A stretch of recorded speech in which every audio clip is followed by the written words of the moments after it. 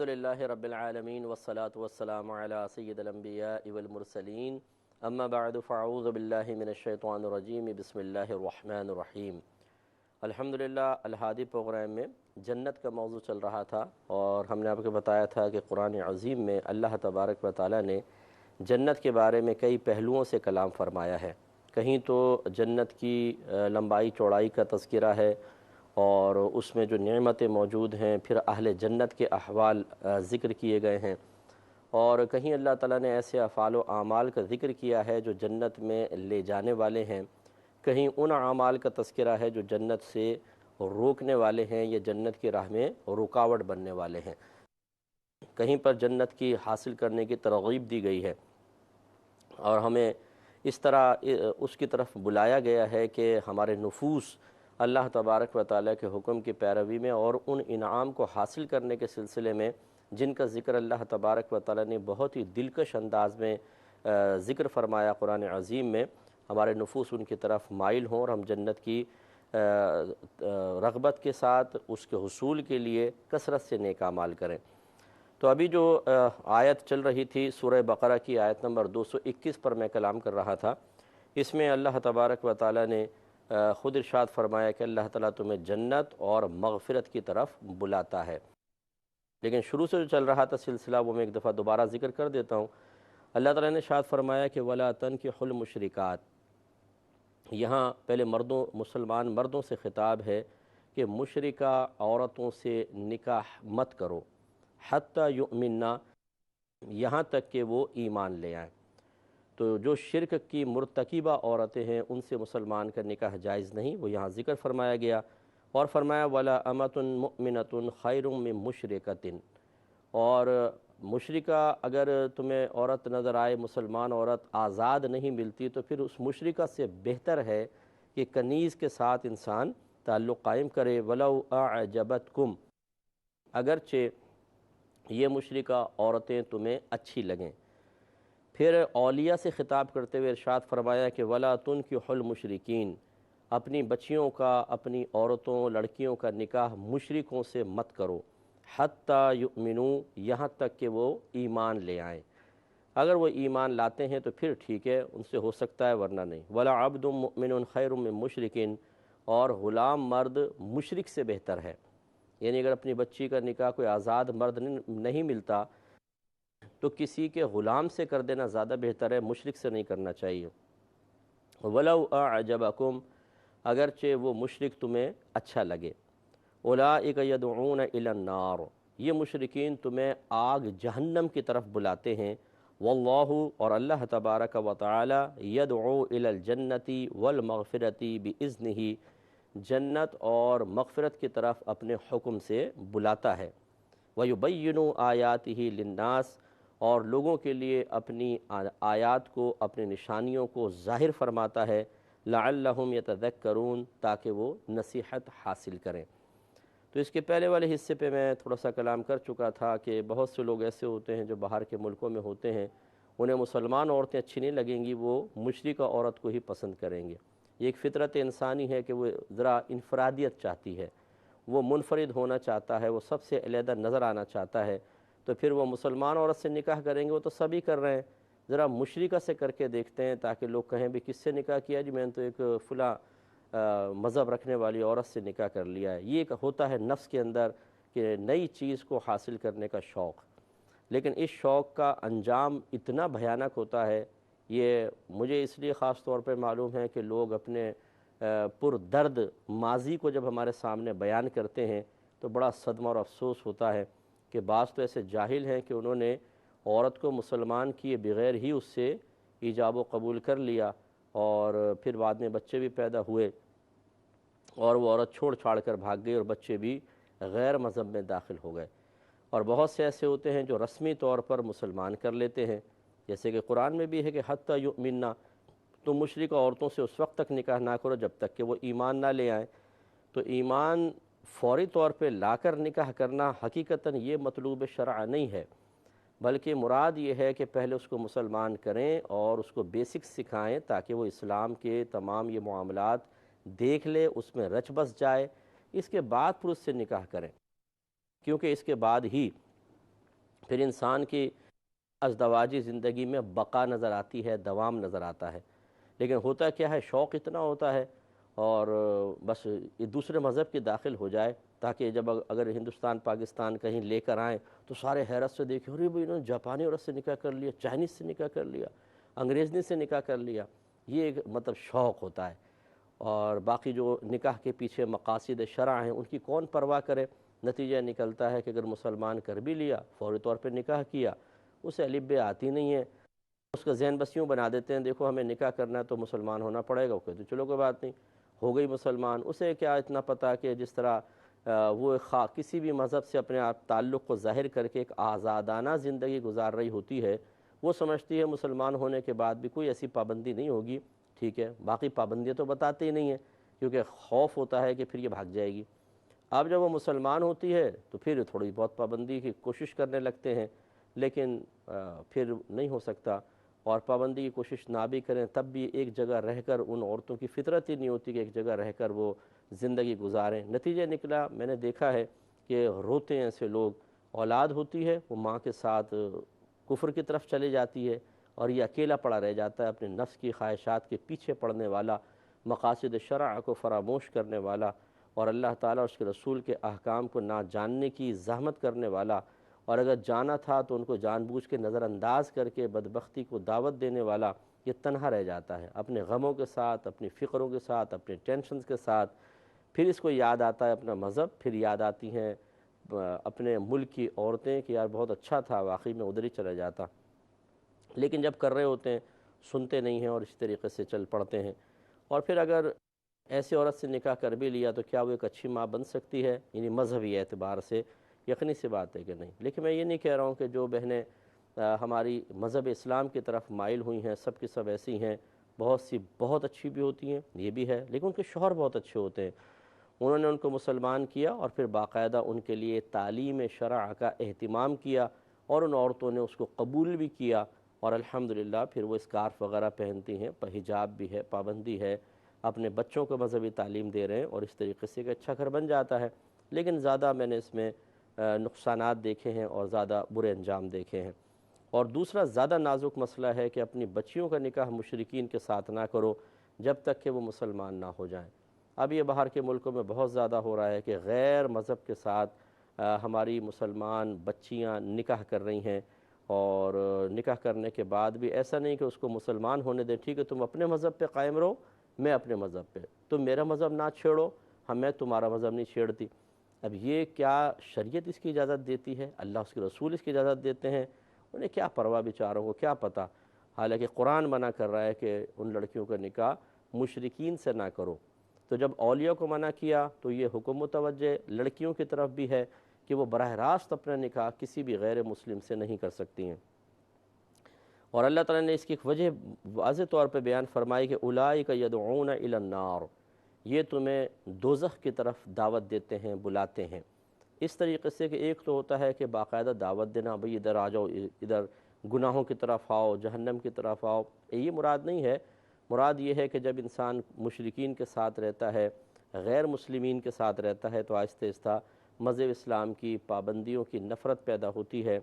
انسان اپنے مذہب کی پابندیوں سے کوفت محسوس کرتا ہے، دوسرے مذہب کی جو چونکہ تعلیم ہی کامل نہیں ہوتی، اور اگر تھی بھی پہلے کچھ تعلیمات تو وہ آج کے دور میں فراموش ہو چکی ہیں اور وہ لوگ سیکھتے نہیں ہیں، تو ان کے ہر چیز میں آزادی نظر آتی ہے، حالانکہ یہ ان کے مذہب کا حصہ نہیں تھا، یہ ان کا اپنے کلچر انہوں نے بنا لیا، اپنے ایک لائف سٹائل بنا لیا۔ لیکن ہمارا مسلمان اسے دیکھتا ہے کہ شاید یہ ان کے مذہب کا حصہ ہے اور یہ آزادیاں ہیں سب کچھ، تو پھر بعض اوقات ان کے ساتھ رہتے رہتے انسان کے دل سے اسلام کی عظمت اور محبت نکل جاتی ہے، اور کتنے لوگوں کو دیکھا ہے کہ وہ اپنے مذہب کو چھوڑ کر مرتد ہو جاتے ہیں۔ مرتد اسے کہتے ہیں کہ جو پہلے کلمہ اسلام پڑھتا تھا اور پھر اس نے اسلام چھوڑ کر کوئی اور مذہب اختیار کر لیا، اسے کہتے ہیں مرتد، اور یہ بدترین مطلب کفار کی قسم ہے، بدترین قسم، اور ان کا انجام اگر یہ مسلمان دوبارہ نہیں ہوتے، ایمان قبول نہیں کرتے، تو بہت بڑی بدبختی ہے۔ ایک کافر اصلی ہوتا ہے کہ کافر گھر میں پیدا ہوا، ساری زندگی کفر میں رہا اور پھر مر گیا، یہ بھی پچھتائے گا، لیکن اس سے کہیں زیادہ یہ شخص پچھتائے گا کہ اللہ نے اس کو موقع فراہم کیا تھا، مسلمان بنایا تھا، مسلمان گھرانے میں پیدا کیا تھا، لیکن اس نے اپنی بدبختی سے اس قیمتی دولت اور نعمت کو اپنے ہاتھ سے کھو دیا۔ یہ زیادہ پچھتائے گا جب عذاب قبر ہوگا، جب جہنم میں ڈالا جائے گا تو یہ اپنی انگلیاں چبائے گا، شاید غصے اور غضب میں اور غم میں اور حسرت اور پچھتاوے کی کثرت ہوگی کہ کاش میں اپنے مذہب اسلام کو نہ چھوڑتا۔ تو جو میرے بھائی بہن ایسے سن رہے ہیں جو مذہب اسلام سے وابستگی کی سعادت حاصل کر چکے ہیں یا شروع سے ہی مذہب اسلام سے وابستہ ہیں، یقین کریں کہ بہت بڑی اللہ نے آپ کو نعمت دی ہے، اتنی بڑی نعمت ہے کہ آپ اس کا تصور نہیں کر سکتے۔ یہ مرنے کے بعد پتہ چلے گا، دنیا میں اتنا نہیں پتہ چلتا۔ ہمیں تو خیر الحمدللہ ہم چونکہ مشاہدے میں رہتے ہیں، تعلیمی شرح ہمارے سامنے ہے، ہم مختلف ادیان کا موازنہ کرتے رہتے ہیں، تقابل ادیان ہمارے سامنے ہوتا ہے۔ اس کے علاوہ غور و تفکر کی جو نعمت تعلیم شرع کی روشنی میں اور اس کی برکت سے حاصل ہوتی ہے، تو ہمیں بہت اچھے انداز سے اس کی اہمیت پتہ چلتی ہے۔ پھر جو ہمارے قریب ہوتے ہیں، صحبت میں ہوتے ہیں، ان کو بھی ہم بار بار کہتے رہتے ہیں۔ لیکن اگر کوئی ایسے بہن بھائی ہیں جن کو زیادہ غور و تفکر اور مشاہدات کا موقع نہیں بھی ملا، وہ آپ دیکھیے گا کہ مرنے کے بعد ایک مسلمان کی کیا شان ہوتی ہے اور کس طریقے سے وہ اس مذہب اسلام کی بنا پر اللہ تبارک و تعالیٰ کے بے شمار بڑے بڑے انعامات حاصل کرتا ہے۔ اس لیے اپنے مذہب سے محبت کریں، اپنے مذہب کو مضبوطی سے تھام کر رکھیں۔ زندگی کے کسی بھی موڑ پر اگر شیطان مذہب کی کسی پابندی کو برا کر کے پیش کرنے لگے تو لاحول پڑھیں اور فوراً اپنے ذہن میں لائیں کہ جب تک نظام اور قانون نہیں ہوتا، نہ ملک چل سکتا ہے، نہ کوئی ادارہ چل سکتا ہے، نہ روڈیں صحیح چل سکتی ہیں۔ جب ہم قانون توڑتے ہیں، جب ہم پابندیوں کو پھلانگنے کی کوشش کرتے ہیں تو پھر جنگل کا قانون بنتا ہے اور ایک جنگل کا منظر ہمارے سامنے آ جاتا ہے۔ بڑے بڑے جو ترقی یافتہ ملک ہیں وہ کیوں ترقی کر رہے ہیں؟ اس لیے کہ وہ اپنے قانون کو اسٹرکٹلی فالو کرتے ہیں اور جس کی بنا پر ان کا نظام بہت اچھا چل رہا ہے۔ اس کا مطلب یہ ہوا چونکہ ہمارا مذہب بھی ایک نظام پیش کرتا ہے، پابندیاں لگاتا ہے، اور یہ پابندیاں یقینی سی بات ہے کسی کی طرف سے ذاتی فائدے کے لیے تو نہیں ہے۔ اللہ تعالیٰ تو اثر قبول کرنے سے پاک و صاف ہے، وہ ذات بے نیاز ہے۔ ہمارے نبی کریم صلی اللہ علیہ وسلم نے ان قوانین کی پابندی کا کوئی بینیفٹ دنیاوی لحاظ سے تو حاصل نہیں کرنا، اخروی اللہ تعالیٰ عطا فرمائے گا، لہٰذا یہ ہمارے ہی بھلے کے لیے ہیں، ہمارے نفع کے لیے ہیں۔ اس لیے کبھی بھی اپنے مذہب اسلام کو چھوڑ دیں کہ خدا نخواستہ ایک سوچ کا سین بھی اور بلکہ اس کا ایک شوشہ بھی حاصل نہ ہو۔ اگر ایسا ہو تو لاحول پڑھیں، اچھے لوگوں کے قریب رہیں، اور اسی طرح مذہب اسلام کی کسی بھی پابندی کو تنقیدی نگاہ سے نہ دیکھیں۔ یہ اللہ تعالیٰ حکیم مطلق نے پابندی بنائی ہے، کسی عام انسان نے نہیں۔ وہ رب کہ جس نے ان غیر مسلمین کو بھی ترقی کے راستے دکھائے ہیں اور آج اتنی بڑی ترقیاں کر رہے ہیں، یہ تو آج چیزیں دریافت کرتے ہیں، میرا رب ان کو پیدا کرنے والا ہے۔ سوچئے اس کے پاس کتنا علم ہوگا۔ اس لیے اللہ تبارک و تعالیٰ کے قریب رہیں، اور آگے خود اللہ نے فرمایا کہ یہ مشرکین تمہیں اچھے لگتے ہیں، یہ تو تمہیں کفر کی طرف بلا رہے ہیں، جہنم کی طرف بلا رہے ہیں۔ اللہ تبارک و تعالیٰ سے محبت کریں، اللہ کے قریب آئیں، کیونکہ وہ اپنے حکم سے تمہیں مغفرت اور جنت کی دعوت دیتا ہے اور لوگوں کے لیے اپنی آیات اور نشانیوں کو واضح کرتا ہے۔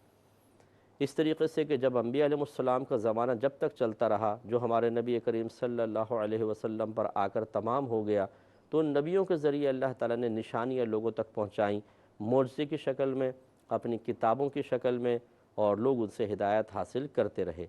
اور جب یہ سلسلہ ختم ہو گیا تو اللہ تبارک و تعالیٰ نے نبیوں کے ورثاء کو یہ ذمہ داری سونپی ہے، اور بخاری کی روایت کے مطابق العلماء ورثۃ الانبیاء، علماء انبیاء علیہم السلام کے وارث ہوتے ہیں۔ یہ بھی ایک اللہ کی نشانیاں ہیں کہ یہ لوگوں کو دین کی طرف بلاتے رہیں گے۔ اس کے علاوہ اللہ تعالیٰ نے ہر دور میں اپنی قدرت عظیمہ پر ایک نہیں بے شمار نشانیاں قائم فرمائی ہیں کہ جن سے ایک شخص اس بات کا یقین حاصل کر سکتا ہے کہ کوئی ایک ذات ضرور ایسی ہے جو ہمارے سامنے تو نہیں ہے لیکن اس نظام کائنات کو پیدا کرنے والی اور باقاعدہ بے نقص اس کو چلانے والی ہے۔ اسی لیے آپ دیکھیں، آپ اگر ڈاکومنٹریز دیکھتے ہیں، جانوروں کی دیکھ لیں، جنگلوں کی دیکھیں، اللہ تبارک و تعالیٰ نے کیسے ایک دوسرے کے لیے رزق قائم کیا ہے۔ ایک چیز دوسرے کو کھاتی ہے، وہ فلاں کو کھاتا ہے، وہ فلاں کو کھاتا ہے، اس طریقے سے یہ سلسلہ چلتا ہے۔ درخت ہیں، پودے ہیں، ہرن کھا رہا ہے، ہرن کو پھر چیتے نے کھا لیا۔ پھر اس سے توالد و تناسل آگے چل رہا ہے۔ اسی طریقے سے دیگر جانور ہیں، مچھلیاں دیکھ لیں، وہ کیڑوں کو کھاتی ہیں، پھر مچھلیاں ہمارے قبضے میں آتی ہیں، پھر ہم اسے کھاتے ہیں، اس سے طاقت توانائی آتی ہے، سلسلہ آگے چلتا ہے۔ یعنی پوری کائنات کا ایسا بے نقص نظام مسلسل چل رہا ہے کہ عقل حیران رہ جاتی ہے۔ اسی طریقے سے اللہ تعالیٰ نے اپنی قدرت کی عظیم نشانیاں خود ہماری ذات میں رکھ دی ہیں۔ آپ دیکھیں، ہم تو کھانا کھا کے آرام سے بیٹھ جاتے ہیں، میں بارہا اس کی طرف متوجہ کرتا ہوں، ذرا سوچئے کہ پھر اندر کا نظام کیسے آٹومیٹک کام کر رہا ہے۔ ایسا لگتا ہے جیسے مختلف سافٹ ویئرز، بلا تمثیل سمجھا رہا ہوں، جیسے کمپیوٹر میں مختلف سافٹ ویئرز ہوں، خالی ایک ایکویشن پہ آپ کلک کرتے ہیں اور پھر ہٹ کر بیٹھ جاتے ہیں، باقی پروسیس خود بخود ہونا شروع ہو جاتا ہے۔ اسی طریقے سے ہم کھانا پیٹ میں اتارتے ہیں، اس میں ہمیں تھوڑا سا مطلب اپنے ہاتھوں کو، دانتوں کو چلانا پڑتا ہے۔ اس کے بعد کہتے ہیں چل وہ معدے تو جانے اور کھانا جانے۔ اس کے بعد ہم بے پرواہ کے کام میں لگ جاتے ہیں اور اندر نظام شروع ہو جاتا ہے۔ اسی کھانے سے مختلف جسم کی ریکوائرمنٹس پوری ہوتی ہیں، وائٹامنس ہیں کتنے، پروٹینز ہیں، پھر اور دیگر جتنی چیزیں جسم کو ریکوائر ہوتی ہیں اس کھانے سے وہ حاصل کرتا ہے۔ اس سے ناخن بن رہے ہیں، بلڈ بن رہا ہے، چربی بن رہی ہے۔ اگر چھوٹی آنکھیں، چھوٹے بچے ہوتے ہیں آنکھوں میں وسعت پیدا ہو رہی ہے تو وہ اسی غذا کے ذریعے ہے۔ بال پیدا ہو رہے ہیں، کیسا نظام ہے۔ تو اللہ تعالیٰ نے ارشاد فرمایا کہ اللہ تعالیٰ تمہیں جنت اور مغفرت کی طرف بلاتا ہے، اور لوگوں کے لیے اس نے اپنی نشانیاں واضح فرما دی ہیں۔ اس کا مطلب ان نشانیوں پہ غور کر کے اللہ کے وجود کے اوپر ایک دلیل قائم کی جائے، اور پھر اللہ تعالیٰ کے قریب آئیں تو وہ ہمیں جنت کی طرف بلائے گا، بھئی جنت کے لیے کوشش کریں۔ اور یہ کیوں اللہ نے نشانیاں قائم کی؟ لعلہم یتذکرون، تاکہ وہ نصیحت حاصل کریں۔ اس کا مطلب یہ ہوا کہ قرآن بھی اللہ کی ایک نشانی ہے، انبیاء علیہم السلام بھی اللہ کی نشانی ہے، ہمارے نبی خاص طور پر ہمارے لیے ایک بہت بڑی اللہ کی نشانی، پھر ہمارے نبی جو پیغام لے کر آئے وہ بھی اللہ تعالیٰ کی ایک نشانی ہے۔ اور اللہ نے یہ کیوں ہمیں دیا؟ وہ فرما رہا ہے کہ تاکہ اس سے نصیحت حاصل کریں۔ یہ ایک لمحہ فکریہ ہے کہ اگر ہم جنت حاصل کرنا چاہتے ہیں تو اس سے پہلے ہمیں نصیحت حاصل کرنی ہوگی، کیونکہ جب انسان اللہ تعالیٰ کی نشانیوں سے نصیحت حاصل کرتا ہے تو پھر اس کو اپنے نفس کو قابو کرنے کا دھیان اور توجہ حاصل ہوتی ہے، پھر شیطان سے مقابلہ کرنے کی، پھر دنیا مجھ پہ غالب نہ آ جائے، مخلوق مجھے گناہوں کی طرف نہ لگا دے، پھر وہ سیکھتا ہے کہ مجھے جنت کے حصول کے لیے کیا کیا کرنا ہوگا، کن چیزوں کو چھوڑنا ہوگا، اور اس طریقے سے پھر گویا کہ اللہ تعالیٰ ان نشانیوں کو واضح کر کے ہمیں اپنی مغفرت کی طرف اور جنت کی دعوت دے رہا ہوتا ہے۔ اس لیے یہ وقت محاسبہ ہے، ہم آپ کی خدمت میں ذکر کر رہے ہیں کہ ہم سب کو سوچنا چاہیے کیا ہم نے اللہ تعالیٰ کی نشانیوں سے نصیحت اور عبرت حاصل کی ہے؟ اگر ہم بات بات میں جھوٹ بولتے ہیں، اگر ہم غیبت چغلیاں کرتے ہیں، اگر ہم فحش چیزیں سنتے ہیں، فحش چیزیں دیکھتے ہیں، فحش سوچتے ہیں، خراب قسم کے مقامات پہ جاتے ہیں، تو اس کا مطلب ہے ہم نے ابھی صحیح طریقے سے نصیحت حاصل نہیں کی ہے۔ توجہ کرنی چاہیے۔ اللہ تعالیٰ سے دعا ہے کہ رب کریم ہم سب کو جو کچھ سنا اس پر عمل پیرا ہونے کی توفیق عطا فرمائے، آمین۔ وآخر دعوانا ان الحمد للہ رب العالمین۔